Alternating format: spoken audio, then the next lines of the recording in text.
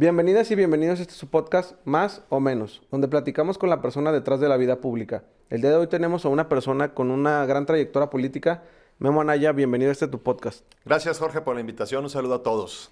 Memo, aquí nos gusta platicar el conocer a la persona. Si bien las personas pueden ubicarte, conocerte, ubican a la figura, al personaje que ven en la tele, en el internet, pero aquí queremos conocer a quién está detrás.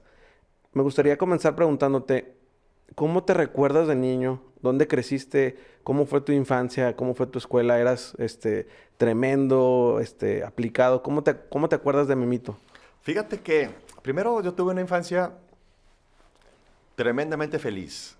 Soy el menor de 10 hermanos. De 10 hermanos. De 10, 5 mujeres y 5 hombres. Entonces, y mis primos eran 11. Y luego nuestros vecinos eran 13 hermanos. Entonces, éramos alrededor de por ahí, éramos un mundo de jóvenes o de niños. Y la verdad es que tuve una infancia, como te decía, feliz. Siempre he sido muy amiguero y me la pasé muy bien, la verdad. En mis primeros años, viviendo en Torreón Jardín y estando en primaria en el Colegio Cervantes, hice muchos amigos que hoy los conservo. Después estuve en La Pereira, también con muchos amigos que hoy todavía nos juntamos. Y pues después en la universidad, siempre he sido muy amiguero y la verdad es que he tenido una vida donde siempre he tratado de verlo con optimismo para ser feliz. Oye, Memo, hay niños y niñas que cuando tú les preguntas, yo quiero ser bombero, médico, etcétera, ¿tú qué soñabas con ser de niño?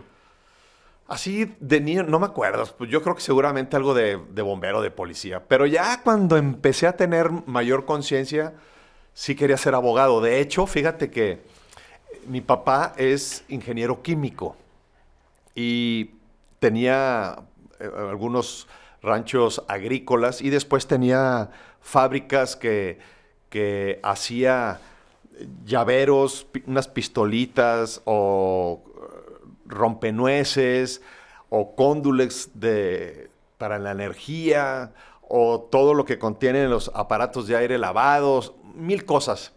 Y algunos de mis hermanos también trabajaban con mi papá. Y mi papá ahora sí que decía, ¿y tú para qué vas a estudiar abogado? Mejor vente conmigo y mira, hacemos esto y aquello. Y yo desde siempre quise ser abogado. Uno de mis tíos maternos, Gustavo Llamas, era abogado. Y yo por ahí, por ese lado, desde muy chavo, desde la prepa, quería yo ser abogado. Memo, el crecer en la laguna, ¿cómo fue para ti? O sea, ¿cómo recuerdas que era Torreón en esa época de niño, de joven? Fíjate, me acuerdo, yo vivía en Torreón Jardín, te decía, y entonces estaba el paseo de la Central. Y pues ahí dábamos la vuelta, el ¿No? rol en el carro y veías ahí a tus amigos o amigas. O también después se clausuró la Central y luego nos íbamos a la Cárdenas. Y fui mesero también cuando estaba en prepa. ¿Dónde mesereabas? En el único bar que había en Torreón, y el mejor por supuesto, era Longhorn. Ah, sí. Entonces, ahí muchos de mis amigos trabajábamos de meseros y luego saliendo nos íbamos a la única disco que era La Rosa. Entonces, y ganábamos nuestra lana, pues, por supuesto. Estaba yo en prepa y luego ya después pasé a estudiar en la Ibero y ahí empezaban las clases a las 7 de la mañana y entonces, pues, ya era más difícil la mesereada. Y luego pusimos un puesto de hamburguesas, un amigo mío y yo, Andrés Rodríguez, el ciego, y también nos iba muy bien en el puesto de hamburguesas en la Central, pero luego pues ya no podía porque las clases eran muy temprano y las desveladas eran hasta las 4 de la mañana. ¿Y tú qué hacías en el puesto? ¿Sí te Las aventabas hamburguesas. la Empezábamos parrillería? desde prender El carbón. el carbón y hacer. Entre él y yo hacíamos todo. Teníamos a alguien que nos ayudaba después que se llama Esteban. Y en una de mis campañas estaba yo en Frontera, la ciudad frontera al lado de Monclova, y ahí me lo topé. Estudió radiología y era el radiólogo del municipio. Y luego me ayudó en mi campaña Órale. y la verdad es que me dio mucho gusto encontrarme a Esteban, que era el que nos ayudaba en la parrilla ahí en las Ciego Burgers. Que seguramente luego te va pasando eso, ¿no? Más cuando una persona como tú que ha ido conociendo el estado, el país, el personas que topas en la infancia, en la juventud, y con el tiempo te los vuelves a topar en otra situación, Sí, en otro claro. momento. Sí, claro. Te digo que yo desde muy niño siempre fui muy amiguero. Entonces tengo amigos por todos lados. Y en todos lados. Oye, Memo, una pregunta. ¿Cómo es que ese joven extrovertido amiguero, que se dedicaba a meserear, que andaba haciendo hamburguesas, le nace el gusto por la política? Bueno, te digo, ya entré a la Ibero y de lleno a estudiar mi La carrera. carrera. Luego ya, cuando salgo de la universidad, estoy en un despacho jurídico con el licenciado Mario Villarreal Rodríguez y ahí duro trabajando en el despacho, litigando cerca de 10 años. Y en el PAN éramos cerca de 100 miembros en aquel entonces, solo 100. Y pues estaba yo ayudando en la cuestión electoral. Y fíjate que, Como abogado. sí, como abogado, pues, ¿no? No estaba de lleno en la política, pero estaba en el PAN y empecé cuidando casilla, representante general, y luego en el Comité Municipal Electoral y coordinador electoral. Pero no me pasaba ni por aquí postularme a algún cargo, sino ayudar al PAN nada más. Pero fíjate que casualmente había un grupo de diputados locales que la gran mayoría eran médicos. Ok. Y pues no tenían como médicos, no tenían la estructura jurídica para presentar un punto de acuerdo, revisar las iniciativas de ley que presentaban el PRI en aquel entonces, o ellos darle la forma jurídica a una iniciativa de ley que quisieran presentar. Entonces fui asesor jurídico de ese grupo parlamentario. Y después de ser asesor jurídico de ese grupo parlamentario, que nada más iba los martes a Saltillo a ayudar un poco, y estaba yo de lleno trabajando como abogado, pues. Y a la siguiente elección, que fue en 1996, tenía yo alrededor de 27, 28 años, me dijeron, pues lánzate, ya más o menos conoces la dinámica del Congreso del Estado. Nunca habíamos ganado una sola diputación en la historia de una diputación local. Se había ganado hace mucho en el norte del estado y habíamos ganado una diputación federal en el 81, si mal no recuerdo, 82. Y fue cuando ganamos 4 de las 5 diputaciones locales aquí en Coahuila. Yo era uno de los diputados más jóvenes en Coahuila. Oye, Memo, pero fíjate, a mí me parece muy interesante porque luego la gente no entiende lo que hay detrás de todo lo que es una campaña, un proceso electoral. Ajá. ¿Cómo te acuerdas de 26, 27 años, el primer día de campaña? Fíjate. Digo, porque no traías tampoco así el recurso para andar haciendo una campaña. Sí, claro, y también el bagaje. Éramos una camada de jóvenes que veníamos entrando al PAN, entonces teníamos mucho entusiasmo, número uno. Y pues a esa edad, aunque tenía, yo me acuerdo, a Memo, mi hijo recién nacido, y nos acompañaba en la carriola, a Maite, mi esposa, y a mí. Y me acuerdo que tomé yo clases de oratoria en mi casa y poníamos una escalerita de esas de escaleras que haces para cambiar un foco, así. Una escalerita, y ahí era como el podium, pues, ¿no? Donde tú te preparabas. Donde yo me preparaba con un amigo, con Mundo Gursa y un ingeniero Galaviz, que era un poco el que me daba clases de oratoria. Así muy improvisado, pero así empezamos. Y recorriendo las casas, o sea, mi distrito, el 9º, me lo supe de memoria. Lo recorrí 3 veces, incansablemente desde la mañana hasta la tarde. Y luego, fíjate, anécdota, en aquel entonces, pues las encuestas todavía no estaban tan bien estructuradas.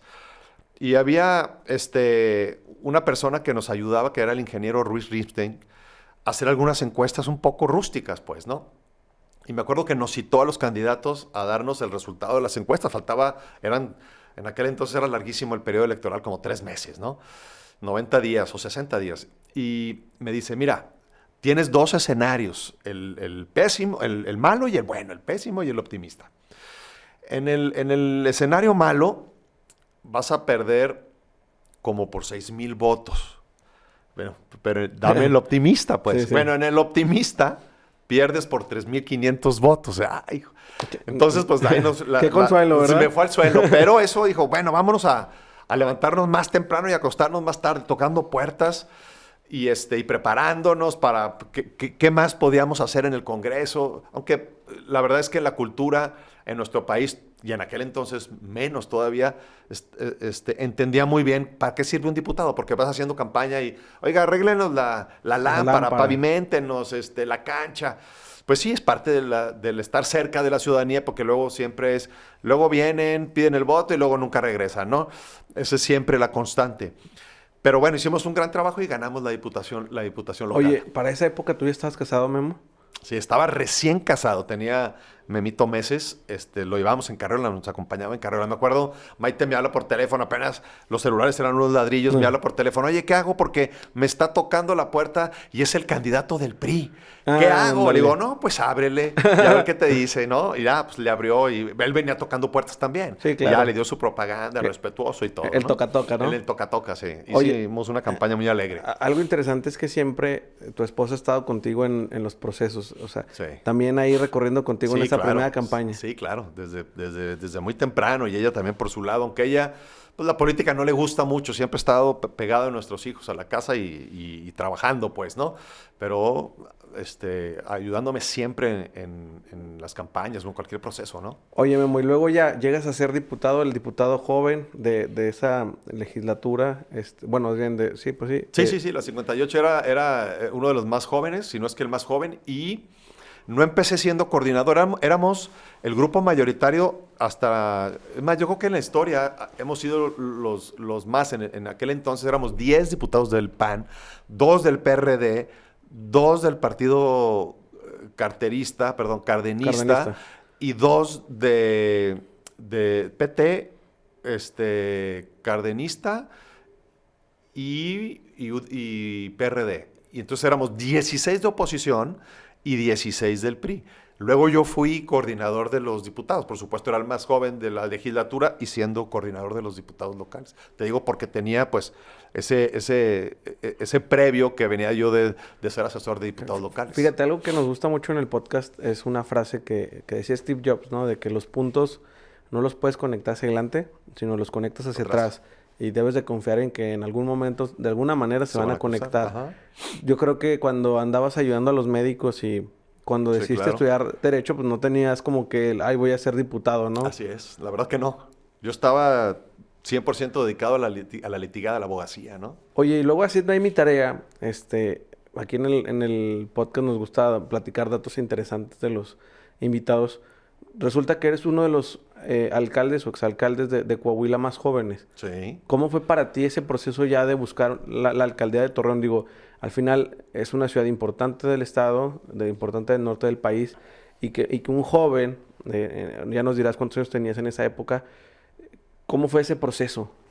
Sí, fíjate, después de ser diputado local, fui diputado federal de mayoría también. Y joven. Y fui presidente de la comisión permanente, también uno de los más jóvenes del país. Y luego después pedí licencia y me vine como alcalde, tenía 33, 34 años. Y iba en las encuestas súper abajo. Empezamos 10 puntos porcentuales abajo de la candidata del PRI. Y la campaña era la primera vez que se estrenaba la nueva ley electoral que duraba solo 34 días. Y íbamos 10 puntos abajo.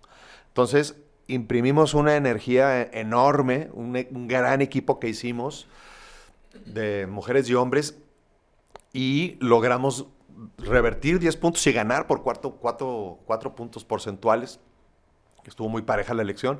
Y entonces, una vez ganando, visualicé un Torreón moderno desde la campaña, porque Torreón era una ciudad joven, todavía tenía 100 años. Entonces, yo decía que era una ciudad joven, que desde un principio tenía calles anchas, bien trazadas, y que necesitábamos volver a reordenar Torreón.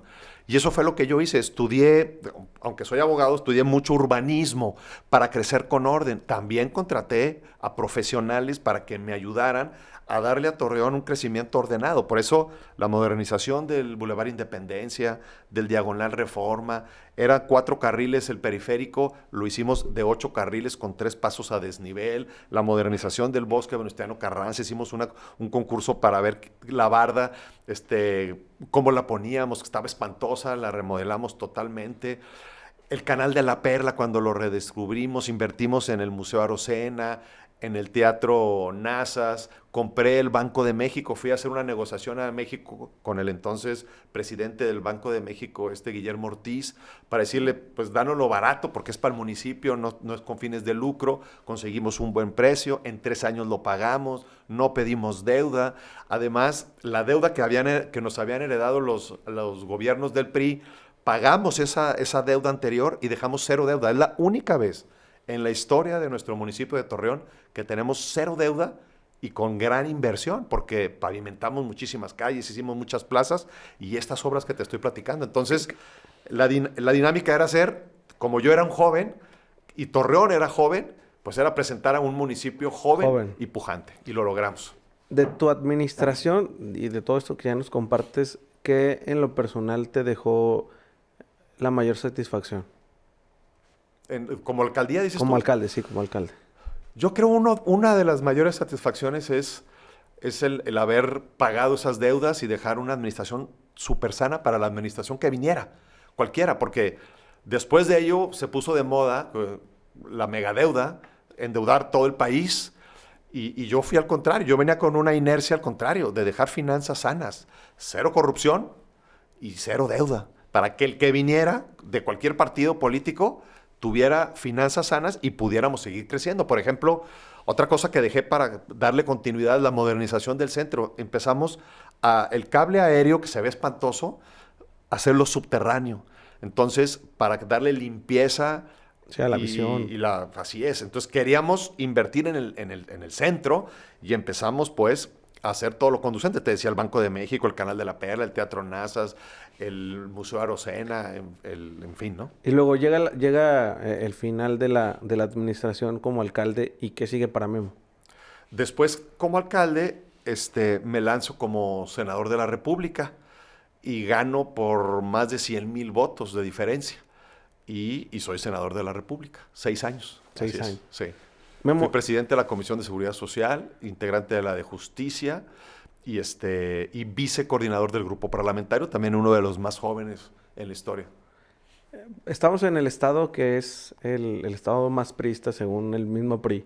Uf. Entonces, ¿cómo fue y cómo ha sido tu experiencia el ser candidato a la gobernatura de Coahuila en estas 2 campañas? Y hablaremos de una y luego de otra, pero venías de todo esto que has construido, de la inercia de trabajar, pero luego te topas a pues este monstruo, no sé cómo lo podamos ponerle el adjetivo. ¿Cómo fue para ti esa experiencia de campaña? Fíjate que bien complicada porque pues, la primera fue terrible porque en el 2011 era cuando estábamos en la peor época de seguridad del país y del Estado, ¿no? Y de aquí de Torreón y de La Laguna, ¿no? Pero del Estado.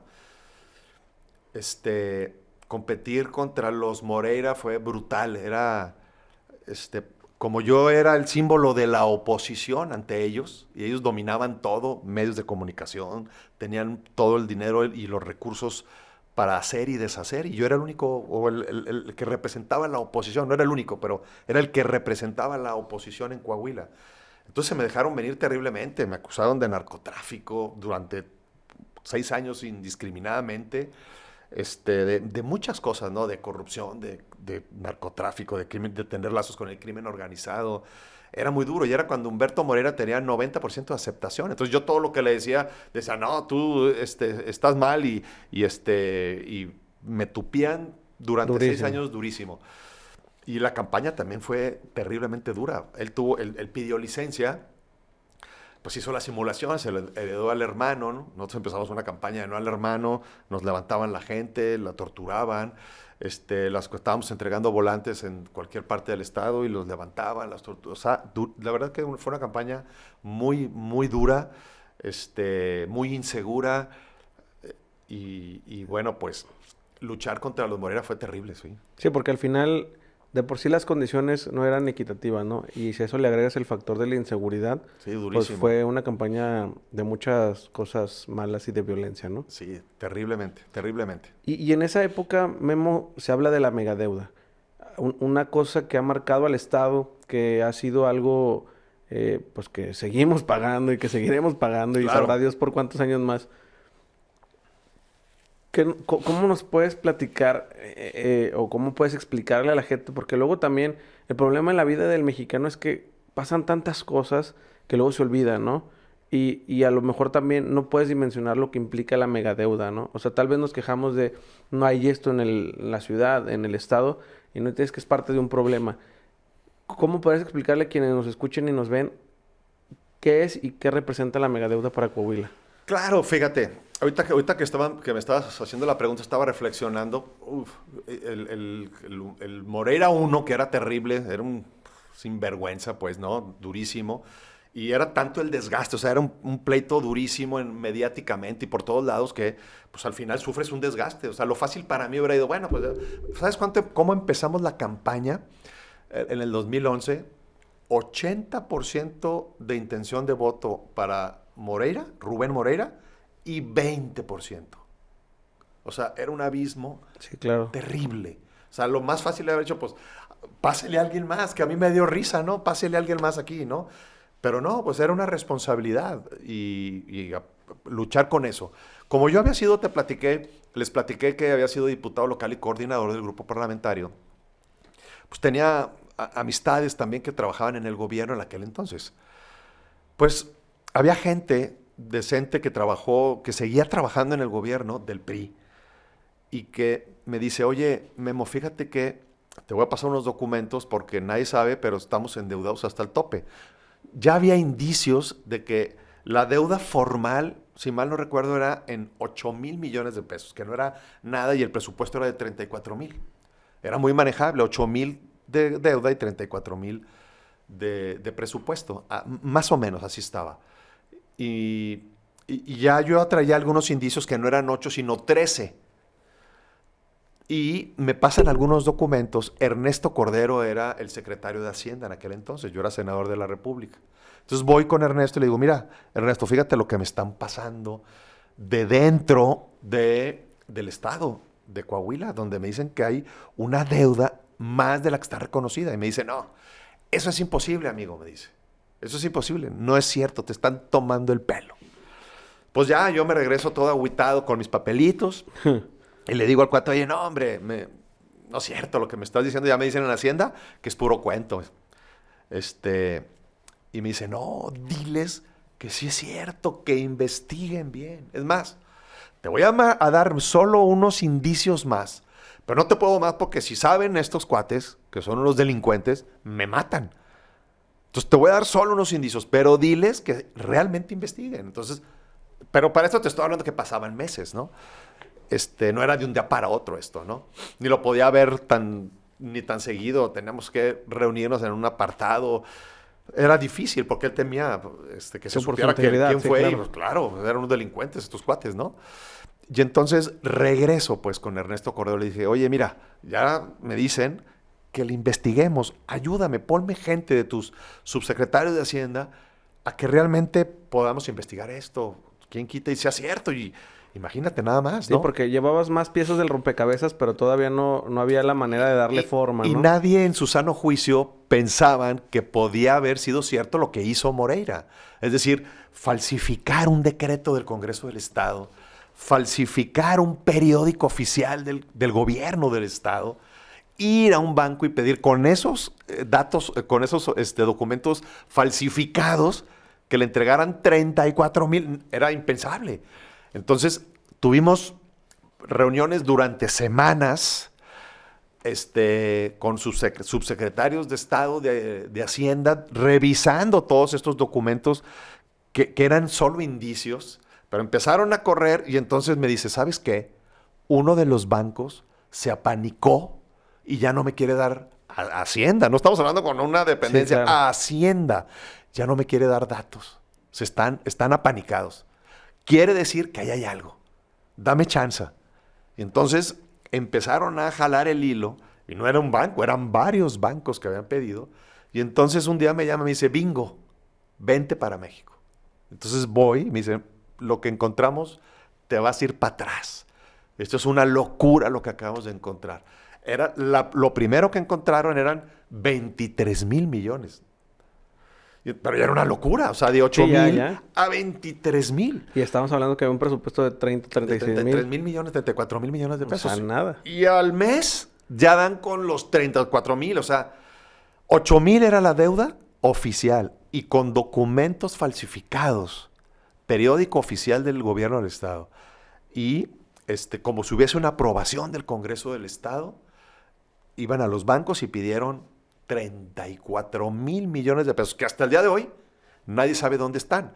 Porque luego la legislatura siguiente, con mayoría del PRI, convalidaron esa megadeuda. Porque pues, si hubiera llegado yo a la gubernatura, por supuesto que hubiera echado para atrás todos esos documentos y hubiéramos metido al bote a todos los que estuvieron involucrados, incluso a los del banco, que ellos tuvieron el error de no verificar los que fueran documentos auténticos, originales. Entonces, pues por eso era la consigna a toda costa de que siguiera el hermano tapando todo este proceso y hasta la fecha que no sigue Memo, sin investigarse la totalidad de la megadeuda. ¿Y cómo fue el bombazo? O sea, ¿cómo fue el día que dices, pues hay que hacerlo público, Sí, ¿no? claro, ya estábamos en campaña, ya estábamos, yo creo que, o sea, ya cuando teníamos todos los elementos, ya faltaban, yo creo que una semana para que terminara la campaña.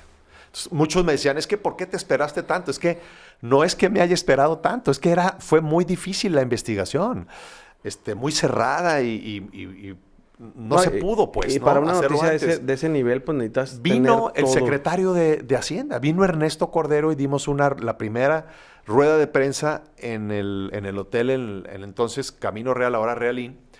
Ahí dimos la rueda de prensa. Y muchos de los medios no lo creyeron todavía.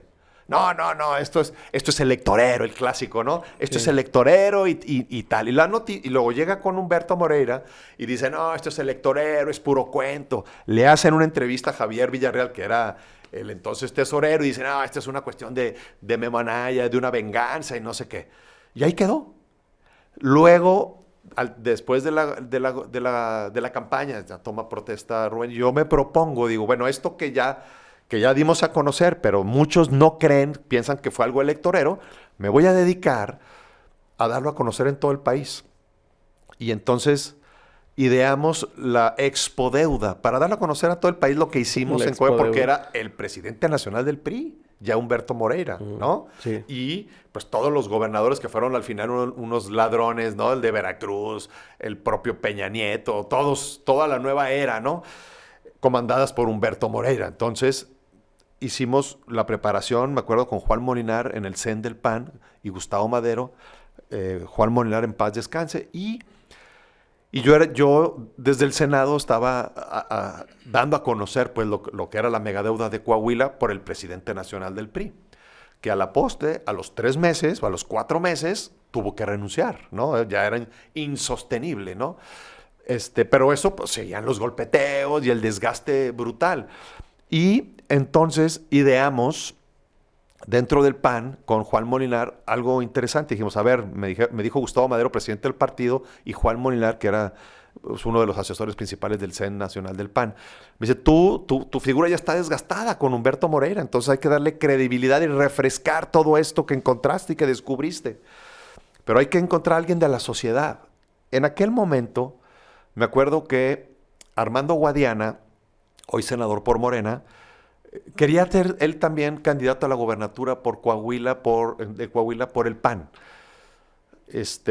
Y ahí lo conozco yo y le digo, oye, pues bienvenido a la contienda, yo voy a hacer todo para ser candidato, vamos, anótate y pues Sí. competimos, pues, ¿no?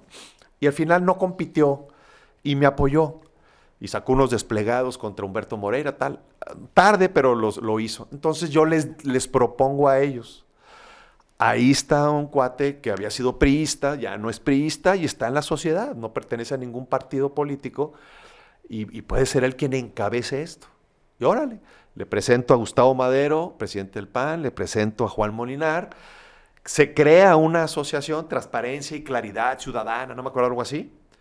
Y yo le digo, yo no puedo pertenecer a esa asociación porque pues voy a contaminar todo, mejor que sea. Le presento a Armando Guadiana a muchas personas y les digo el conducto, Alejandro Gursa, Víctor Alducin, Calionchis en Monclova, muchos, para que le den una refrescada a todo esto y lo diéramos a conocer en todo el país, la Expo Deuda. Y entonces ellos fueron por todo el país, en México hicimos una rueda de prensa, en Veracruz, en Chihuahua, por todo el país. Entonces Armando Guadiana era el que encabezó esto.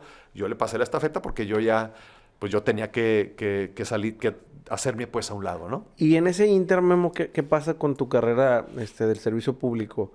Pasa la elección, el tema de la megadeuda. Antes de llegar a la gobernatura del 2017, ¿cómo fue el camino? Antes de la gobernatura vuelvo a ser diputado federal, soy presidente de la Comisión de Seguridad Pública y luego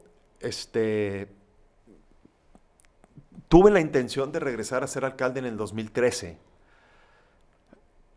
y pues por cuestiones internas estaba Jorge Cermeño compitiendo también que era ser el alcalde en el 2013 y Chuy de León.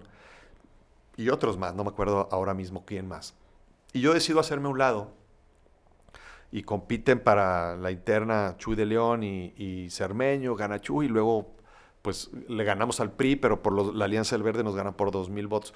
Pero yo tenía la intención de venir a la alcaldía, pero bueno, me hago a un lado, soy diputado federal, presidente de la Comisión de Seguridad Pública, presidente de la Comisión Especial para el caso de Ayotzinapa. Estuvimos todo ese tema terrorífico, estuvimos por ahí haciendo, y está todo documentado lo que hicimos con la Procuraduría, con el entonces Procurador Murillo Caram. Hicimos un muy buen trabajo, que ahí está todo ese documento en la Cámara de Diputados, y termino yo mi diputación federal en el 2015.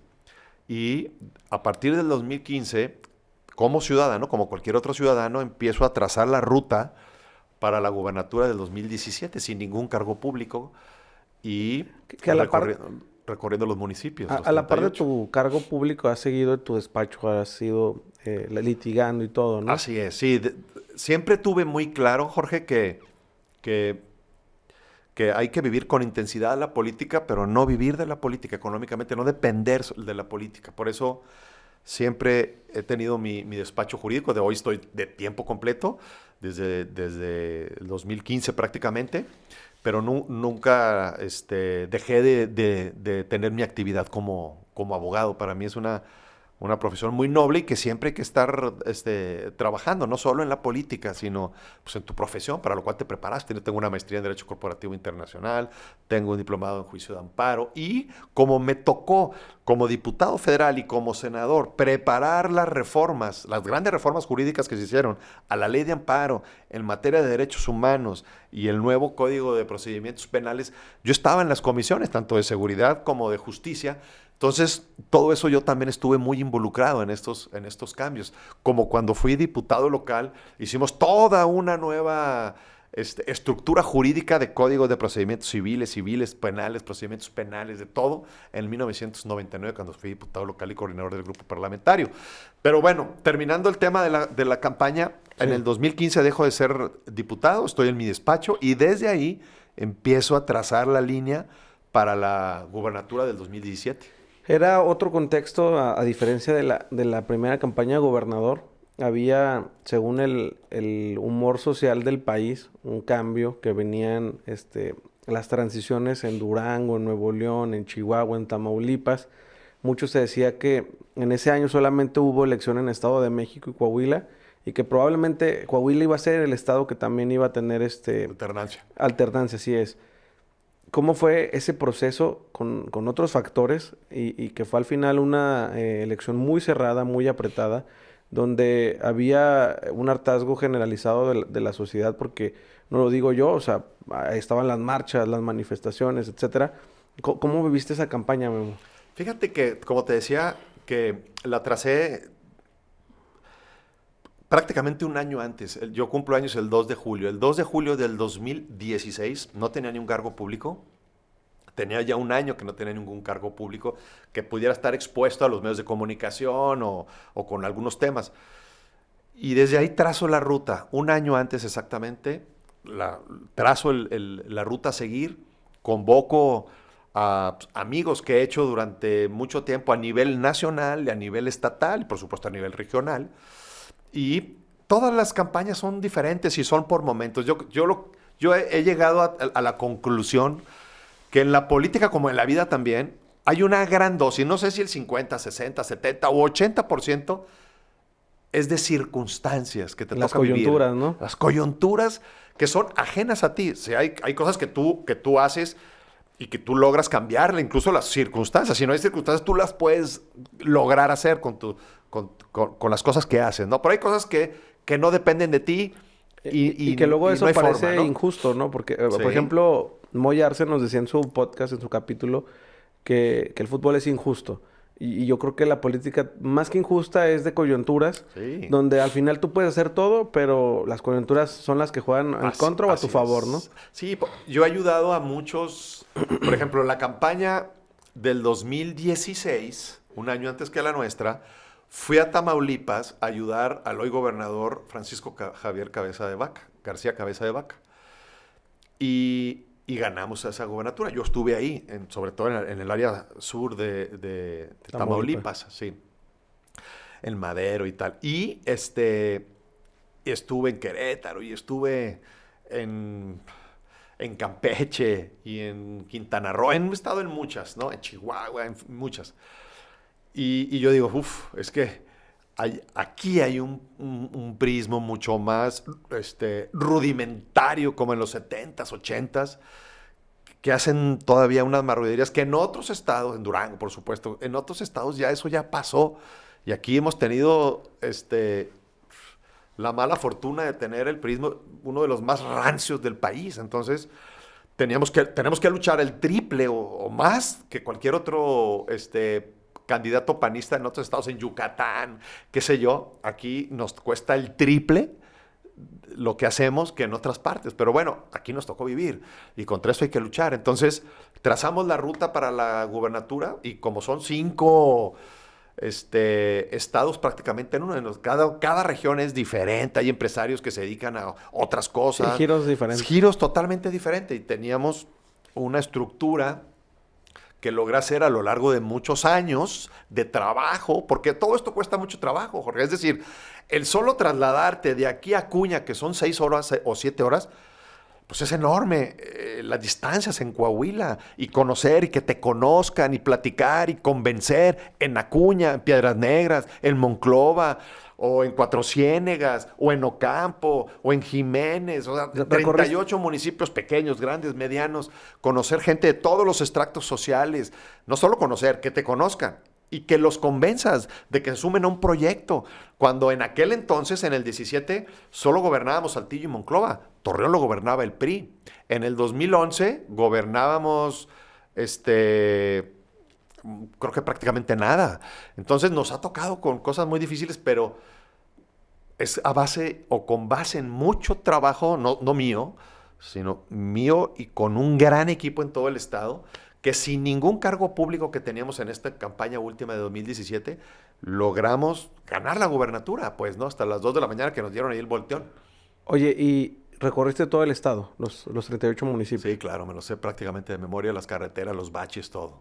Oye, ¿y cómo es la experiencia de haber hecho todo esto que decimos, ¿no? O sea, a lo mejor no digo que tengas tu lista de cheque, pero pues vas haciendo una campaña diferente, una campaña tratando de visitar todos los municipios y llega este momento. ¿Cómo fue vivir el momento del día de la elección? El día de, lo Fíjate que se le llama. En una campaña que estuvo muy alegre y muy, pues, como toda, con mucha pasión. Yo tenía el convencimiento desde el primer día de campaña que iba a ganar la elección. Y así fue, pues, ¿no? Nuestra campaña alegre y todos los eventos súper llenos en todos los municipios. De hecho, de las 5 regiones que hay en nuestro estado, gané las 4 regiones, excepto la región sureste, que es Saltillo. Pero 4, es decir, Acuña lo ganamos, Piedras Negras lo ganamos, la región carbonífera la ganamos, la región desértica, la laguna la ganamos, recuperamos Torreón en el 2017, en fin, gané 4 de las regiones, menos una. Fue con mucha pasión, con mucha alegría, pero como te digo, las coyunturas. Nos fuimos, hicimos unas marchas que te platico, Bueno, yo estuve tratando de convencer a Armando Guadiana y a Javier Guerrero de que se unieran. En esa época era Armando, era Guadiana, era Lucho Armando Salinas, Guadiana por Morena, Lucho Independiente y Independiente. Javier Guerrero Independiente. Entonces, y yo estaba tratando desde antes de iniciar la campaña de que nos uniéramos, pues, ¿no? De que nos uniéramos para poder por fin tener una alternancia. Y no los pude convencer. No quiero platicar Sí, sí. muchas cosas que lo hicimos solo, pero no lo intenté una vez, no lo intenté una plática, hasta el último momento, yo creo que hasta una semana antes todavía estuve yo prácticamente suplicando de podernos unir antes, pero no fue posible. Después del día de la elección, el mismo día de la elección, en las encuestas, yo salgo arriba, en las encuestas de salida, en el PREP salgo arriba, 2 puntos porcentuales, y me dan por ganador tanto, pues todos, pues, ¿no? Y nos juntamos cuando se cae el sistema. En Coahuila, a lo mejor ya no se acuerdan, pero se cayó el sistema a las 2 de la mañana. Y entonces nos juntamos al día siguiente y decidimos hacer una marcha. Entonces Que es donde se forma Coahuila se Digno, ¿no? forma así. Ahí es todo esto sobre la marcha, pues en las desveladas, sin dormir y sobre la marcha. El domingo fue la elección, para el martes citamos a la marcha, si mal no recuerdo. Y dijimos, bueno, pues a ver cuánta gente va, ni modo. No nos podemos quedar con los brazos cruzados y no podemos, pues, dejar pasar esta gran oportunidad que tenemos hoy, ¿no? Y fue una gran sorpresa para mí, para todos, porque la cita era a las 5 de la tarde, por ejemplo. Oye, pues ¿cuántos puedes convocar? Yo dije, yo puedo convocar, yo creo que 5,000 personas. Y se me hacen muchos en Saltillo. Pues lanzamos una por redes sociales, los que esperamos a las 5 de la tarde aquí en el Ateneo. Y Armando, no, pues yo puedo, pues con muy pocos, y Javier, no, pues ya estamos, no puedo, y así. Entonces esperábamos alrededor de 5,000 personas. Entonces empezamos, cuando me bajo de la camioneta, veo que empieza a llegar gente, y mucha gente. Bueno, pues vamos a empezarla. Y empezamos la marcha, y en sentido contrario, en un puente que hay ahí en Saltillo, Uno que es subterráneo, un ¿no? subterráneo, un deprimido que le llaman, vemos que viene un mundo de gente, más de la que nosotros venía atrás de nosotros, enfrente contra nosotros. Entonces dijimos, oigan, pues yo creo que son los priistas que vienen enojados a Que boicotear nos la van a marcha. reventar, ¿no? Vienen a reventar nuestra marcha, pues, ¿no? ¿Qué hacemos? Entonces, pues yo volteo para atrás y hiciéramos un buen. Entonces digo, pues ¿saben qué? Pues a ver, ya estamos para acá. Nosotros no estamos incitando a la violencia ni a nada. Vamos a darle para adelante. Pues vámonos, vamos para adelante. Y resulta que ellos también venían con nosotros, todo ese mar de miles de gente, pero ya no cabían atrás, no había dónde estacionarse, era una locura de alrededor de 40,000 personas. Yo creo que la marcha más grande que ha habido en la historia de Coahuila, en Saltillo, por supuesto. Al mismo tiempo me hablan, cuando estamos arrancando la marcha, que aquí en Torreón también se está juntando la gente en la Alameda. Pero estábamos sin cabeza porque nosotros estábamos en Saltillo, yo estaba en Saltillo. Entonces le hablo a Jorge Cermeño y le digo, atiende pues encabeza tú la marcha, aunque ganamos Torreón, tú vas a ser el próximo alcalde, pero encabeza esta marcha, pues, ¿no? Y encabeza la marcha hacia la plaza de la Alameda, la Plaza Mayor, también cerca de 20,000 personas, y allá cerca de 40,000 personas, y llegamos al Palacio de Gobierno y era un mar de gente que jamás habíamos visto. Y empezamos, pues, la lucha a hacer marchas alrededor de 2 o 3 meses. Recorrimos el estado, en Monclova, en Acuña, Piedras Negras, Matamoros, en fin. Y fuimos a los tribunales. Y decía coyuntura. En ese entonces, dicen que Peña Nieto, presidente todavía, pues va y presiona a los magistrados del Tribunal Federal Electoral para que por ningún motivo se les ocurra dar el fallo a favor del PAN, porque en ese momento tenía rotas las relaciones con Ricardo Anaya, presidente nacional del PAN. Logramos una cosa histórica en el INE, que es que una causal que era el rebase de tope de campaña, lo hicimos una vez, después de cabildeo, meses intensos, se va al trife y nos dan en la torre. Logramos por segunda vez que el INE diga si hay un rebase de tope de campaña, es motivo de nulidad de la elección, se va otra vez al trife por segunda vez y ya en diciembre pues ya nos dan el último fallo, ¿no? Y ya lo inevitable, ¿no? Memo, hay una frase que a mí me gusta mucho de Winston Churchill que es, La política y la guerra son igual de apasionantes, salvo con una excepción. En la guerra te mueres una vez y en la política es tantas veces sea posible. Así es. ¿Qué viene para Memo Anaya en los siguientes años? O sea, tanto en el ámbito profesional, personal, ¿cómo te ves? Mira, hoy me veo ejerciendo mi profesión de abogado al 100%, ayudando al PAN. Creo que es tiempo de las mujeres y de los jóvenes, y creo que el PAN es un instrumento para que puedan venir a hacer política jóvenes y mujeres en La Laguna, en Torreón y en el estado y en el país. El PAN es el mejor partido de México. No me cabe la menor duda de que Morena después de López Obrador se va a acabar, porque es un movimiento, no es un partido. El PAN tiene una historia de 80 años, que hemos sufrido de derrotas como las que vivimos ahora en Coahuila, pero que las coyunturas nos van a volver a poner en el 2023 o 24 para retomar el rumbo. Y bueno, pues ahora sí, como bien dices, ¿no? Aquí nunca puedes dar a nadie por muerto. Pues López Obrador perdió 3 veces, ¿no? Sí, Hoy es claro. presidente. Nadie lo puedes dar por muerto. Yo me veo hoy en mi despacho ayudando desde esa trinchera al PAN a servir y a captar a jóvenes y a mujeres. Van a tomar protesta ahora en febrero Elisa Maldonado de Monclova, una mujer joven, y Gerardo Aguado Quillo, un joven también entusiasta que ya tiene experiencia como presidenta y como secretario general del PAN, para darle un nuevo dinamismo, un aire fresco al PAN que urge, una renovación de cuadros, y que empecemos a trazar la ruta del 23 para también volver a retomar la del 24. Yo digo, bueno, apenas acaba de iniciar Román. Y ojalá le vaya bien para que le vaya bien a Torreón, porque hemos tenido muy malos gobiernos y nos ha ido muy mal. Hemos retrocedido enormemente. Yo me acuerdo cuando yo era alcalde de Torreón, que con esta plática iniciamos, teníamos de presupuesto 100 millones de pesos más que Saltillo. El presidente municipal de Saltillo era el tristemente célebre Humberto Moreira.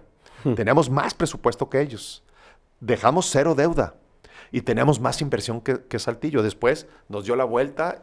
Haya más población o más presupuesto. Más presupuesto, más población y mucho más empleos. Aquí, yo me acuerdo cuando mi sucesor fue José Ángel Pérez, que en aquel entonces estaba del PAN. Y teníamos un gran entusiasmo de que continuara con lo que nosotros hicimos, pero no, le dio todo al traste. Y fue uno de los peores gobiernos que hemos tenido, del 2005 al 2008. Y retrocedimos brutalmente en empleo, seguridad, un desastre de gobierno. Y yo para mis adentros, después llegó Lalo Olmos, y yo antes de que tomara protesta Lalo Olmos, yo decía, no puede haber un gobierno peor que el de José Ángel Pérez. No puede haber un gobierno tan malo como el de José Ángel. Y nos sorprendió Lalo Olmos porque sí fue peor. Es decir, para abajo siempre hay. Yo espero que Román no vaya para abajo, que a Román le vaya bien, para que nos vaya bien a Torreón, que haya fuentes de empleo, que los servicios, que los empleos sean mejor pagados que los que hoy tenemos, que los funcionarios se pongan la camiseta, que no haya corrupción, ojalá y La Laguna tome el lugar que nos corresponde, no en Coahuila, en el país. Sí, Torreón claro. éramos de las 10 ciudades más importantes del país. Y hoy estamos lejos de ello. Ojalá retomamos el rumbo, ¿no? Memo, aquí para ir ya cerrando el podcast que nos hemos ido alargando un poco, hacemos unas preguntas. La primera pregunta es, ¿qué consejo de vida le darías a Memo Anaya de 5 años? O sea, si tuvieras hoy a Memo Anaya de 5 años que era extrovertido, que ahí andaba en Torreón Jardín jugando con sus primos, con sus amigos, ¿qué consejo le darías? Ayer en la noche platicaba con Maite, fuimos a cenar con Maite y mi esposa, fuimos a echarnos unos tacos. Y platicaba yo, le decía, en los colegios, en las escuelas deberían de dar una clase que se llame inteligencia emocional, porque puede ser unos grandes estudiantes, pero luego la inteligencia emocional es sumamente importante. Es decir, ¿qué es la inteligencia emocional? Pues, que seas feliz, que seas empático, que seas tolerante a la frustración. Hoy en lo que le llaman la época, la era de los jóvenes de cristal, yo sería inmensamente feliz hacer lo que te gusta para que te puedas desarrollar. Tener una gran dosis de inteligencia emocional quiere decir adáptate a las circunstancias, cambia lo que tengas que cambiar y no hagas a nadie lo que no te gusta que te hicieran. ¿Qué consejo le darías a tus hijos? Esto, sean inmensamente felices, trabajen mucho. No hay crisis que dure 12, que aguante 12 horas de trabajo. Trabajen mucho en lo que te gusta. Desarróllate en lo que te gusta. Sé respetuoso de tus compañeros. Y trata de ser feliz. ¿Cómo te gustaría retirarte, Memo? Como un abogado exitoso y que pueda contribuir para que en mi región, Laguna, para que en Coahuila y en México podamos heredarle un mejor futuro a nuestros hijos. Dices que te retiras de la política, pero es como los toreros que dicen que se retiran, pero no se retiran. ¿Por qué? Porque traes eso dentro que no puedes dejar de poder actuar, pues, ¿no? En consecuencia. Y yo con la experiencia que he tenido a lo largo de tantos años de haber sido diputado local, diputado federal 2 veces, alcalde de la ciudad de Torreón, candidato a la gobernatura, conozco mi estado, conozco el país. Hay que trabajar para que hoy, lo que estamos viviendo, las peores épocas de México, poder decirle a nuestros hijos, hey, no puedes ser tan egoísta en que solo te vaya bien a ti, ya sea económicamente, profesionalmente, familiarmente. Hay muchos que nos necesitan y si nosotros tuvimos el privilegio de estudiar, de hacer y que podemos tener hoy la energía de poder cambiar las cosas, ya sea desde cualquier trinchera. En la política no necesariamente tienes que ser candidato o estar en primera línea. Podemos hacer muchas cosas en la política para poder cambiar las cosas. Y yo quiero desde la política, desde mi trinchera, poder ayudar al PAN a volvernos a consolidar en Coahuila, para hacer buenos gobiernos y para que los jóvenes se involucren en la política. Mujeres y jóvenes necesitamos que se involucren en la política para cambiar las cosas. Hoy México necesita que la gente se involucre en política, que no dé por sentada las cosas de que así es, sino que las cosas las podemos cambiar. Por más difíciles que parezcan, las podemos cambiar. Última pregunta, Memo. Si hoy fuera tu último día de vida, ¿te irías contento? Sí, sin duda. Claro que sí. Muchas gracias, Memo, por haber estado aquí con nosotros. Esta es tu casa y ojalá puedas volver en los próximos capítulos. Gracias a ti, Jorge. Estuvo muy interesante. Un saludo a todos. Gracias a ustedes que se quedaron hasta el final. Nos vemos y nos escuchamos. Hasta la próxima.